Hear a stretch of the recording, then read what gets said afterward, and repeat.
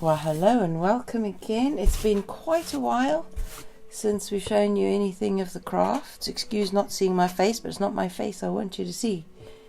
It's I want you to see some of the stuff hubby's been doing this week, taking use of the good weather and being able to get into the shed, as well as being on so-called lockdown, which is actually technically supposed to be a kind of quarantine, not a lockdown.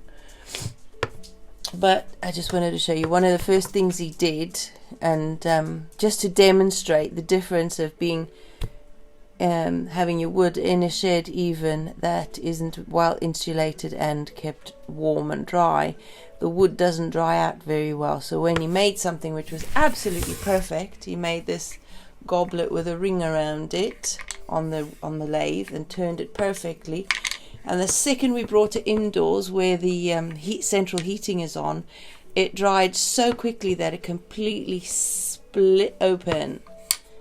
And that just demonstrates the difference between having a centrally heated house and being in a cold, damp place outside with all the rain we've had over this year. It's completely just split.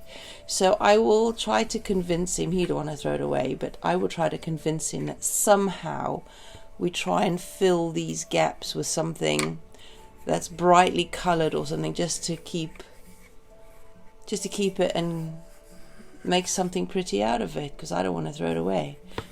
It was his first attempt at turning out of a solid piece of wood a goblet with a ring around it, and it worked really well until it all just split in the dry heat of the house.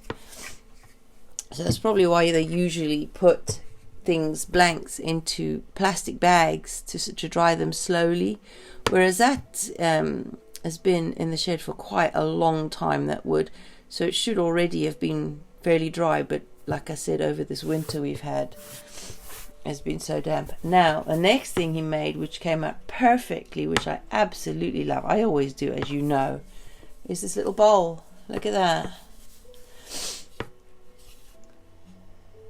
and look at the lovely markings in that wood.